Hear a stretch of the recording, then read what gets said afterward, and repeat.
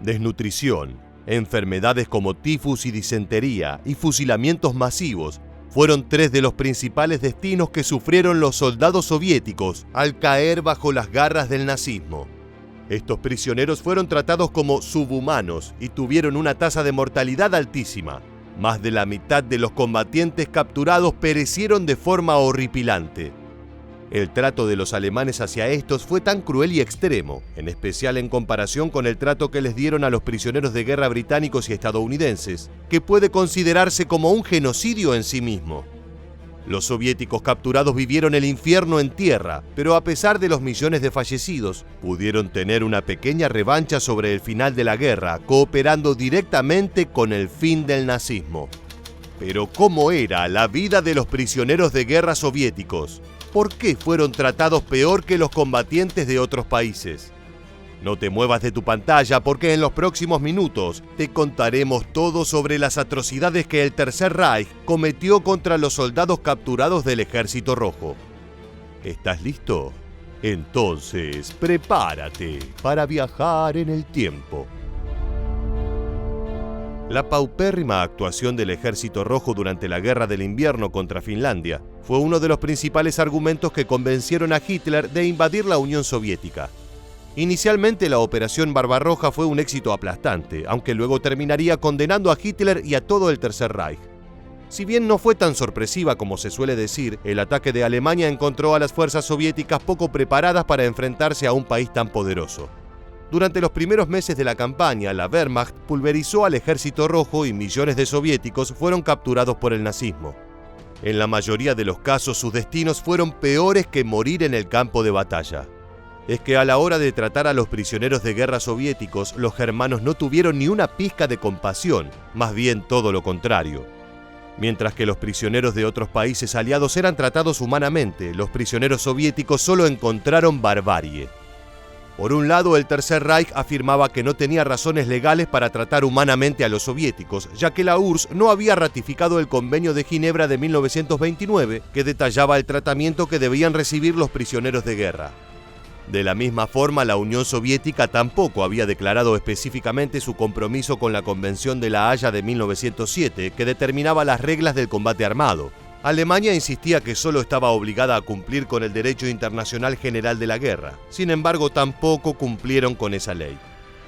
Por otro lado, gran parte de este trato atroz se debió a que para la ideología nazi, los eslavos, que conformaban casi la totalidad del Ejército Rojo, eran subhumanos, seres inferiores que debían ser erradicados como una plaga. Esto llevó a que la política del Tercer Reich para con los prisioneros de guerra soviéticos sea básicamente de exterminio. A partir de mediados de 1941, la Alemania nazi llevó a cabo esa siniestra misión a través de diferentes métodos. El primero de estos fue la inanición, conforme al plan de hambre elaborado por el ministro de Alimentación del Reich, Herbert Back. En agosto de 1941, el ejército alemán estableció una reducida ración de 2.200 calorías diarias para los prisioneros. No obstante, en realidad solo recibían 700 calorías por día. Los soviéticos eran alimentados con un pequeño pan ruso hecho con cáscaras de remolacha y harina de paja. Lógicamente, en unas pocas semanas, los resultados de esta alimentación eran visibles. Los prisioneros soviéticos estaban desnutridos, al borde de la inanición, y miles murieron en poco tiempo. La desesperación era tal que muchos trataban de aliviar el hambre comiendo hierbas y hojas, e incluso algunos recurrieron al canibalismo. Las condiciones en los campos de prisioneros eran verdaderamente brutales. En la mayoría de los casos no contaban con barracas ni ningún tipo de protección contra la intemperie. Los prisioneros se veían obligados a cavar agujeros en el suelo para refugiarse de las condiciones climáticas. Debido a estas condiciones de vida, las epidemias se convirtieron en otra de las principales causas de muerte. La fiebre tifoidea y la disentería fueron sin duda las más graves, pero hubieron muchos brotes más que por supuesto no fueron tratados médicamente. Se calcula que para octubre de 1941 morían por día alrededor de 5.000 prisioneros de guerra soviéticos. La llegada del duro invierno europeo solo aceleró el genocidio. Las enfermedades se propagaban más rápidamente y las pésimas condiciones de alimentación, combinadas con el frío extremo, dejaron miles de muertos más. Pero como era de esperarse, los nazis también participaron de forma activa en la masacre. Los fusilamientos masivos fueron trágicamente comunes. En un inicio, los alemanes solo fusilaban a los heridos que requerían demasiados cuidados. A medida que avanzó la guerra, los altos mandos ordenaron a las fuerzas germanas hacer todo lo necesario, incluso utilizar sus armas, para eliminar cualquier rastro de resistencia. En paralelo, un decreto emitido el 8 de septiembre de 1941 determinó que el uso de armas contra los prisioneros soviéticos era legal, por lo que los soldados alemanes básicamente podían matar impunemente. Generalmente, cuando realizaban fusilamientos masivos, los nazis transportaban a los prisioneros en grupos reducidos a una zona alejada del campo. De esta manera evitaban cualquier tipo de levantamiento o resistencia, aunque las débiles condiciones físicas y de salud de los soviéticos difícilmente hubiesen dado lugar a un levantamiento efectivo. Muchos soldados del Ejército Rojo recayeron en los infames campos de concentración nazis. De hecho, los campos de Auschwitz y Majdanek fueron inicialmente construidos para los soviéticos, aunque con el tiempo se alojaron a todo tipo de prisioneros. Los métodos de exterminio cambiaban según el campo. En Gross-Rosen, la SS alimentó a los cautivos solo con sopa de pasto, agua y sal por 6 meses, dejando un saldo de 65.000 soviéticos muertos. En Flossenbürg, los prisioneros del Ejército Rojo eran quemados vivos.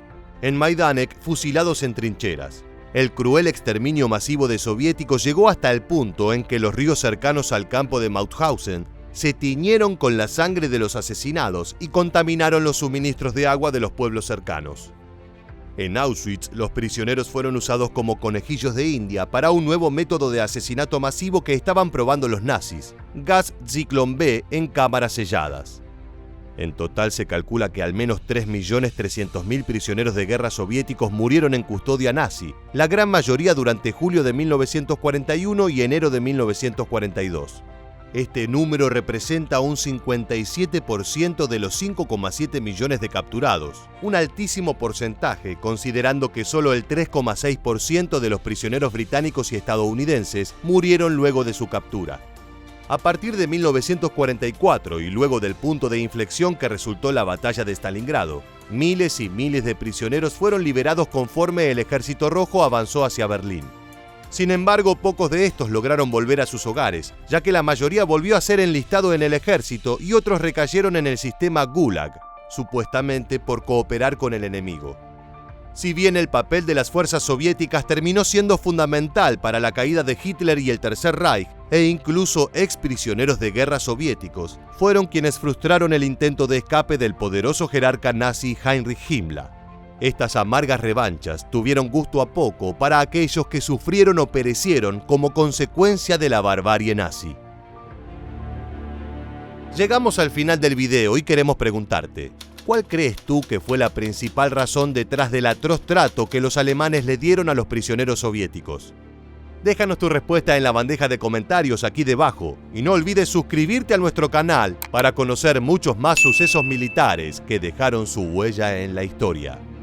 Muchas gracias por acompañarnos hasta el final y quédate atento a nuestro próximo video.